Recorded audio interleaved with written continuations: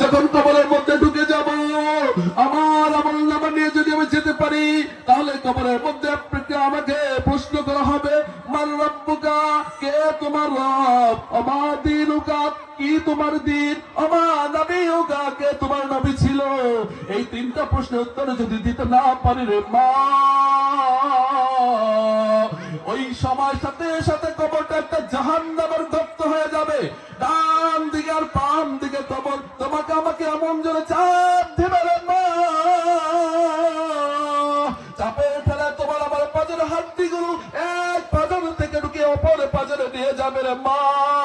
আর বলবে ফেরেশতারা, তোমাকে কি কোনো ব্যক্তি তোমাকে দুনিয়াতে বলে নাই যে কবরের মধ্যে শাস্তি হবে, হাসরের শাস্তি হবে, মিজানের শাস্তি হবে রে মা? তোমার কাছে কি কোরআনের আয়াত যায় নাই? তোমার কাছে কি নবীর হাদিস যায় না রে মা? তুমি কোরআন ও হাদিস পড়ো নাই, শেখো নাই। আজকে তুমি যেই আমলনামা নিয়ে এসেছো, এই আমলনামা দিয়ে তুমি তো জান্নাতে যেতে পারবে না রে মা।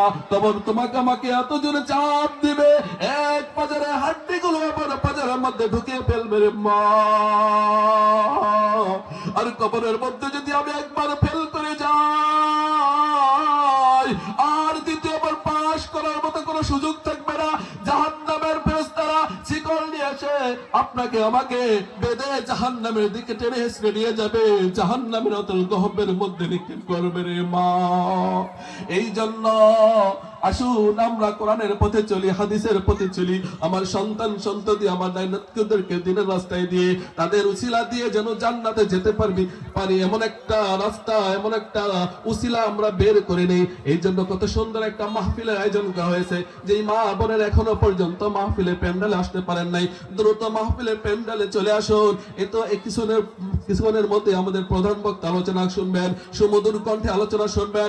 আলোচনা শুনে নিজের জীবনকে পরিবর্তন করবেন, এই আশা ব্যক্ত রেখে আমি আপনাদের কাছ থেকে বিদায় নিলাম। ওয়া আখিরু দাওয়ানা আলহামদুলিল্লাহি রাব্বিল আলামিন।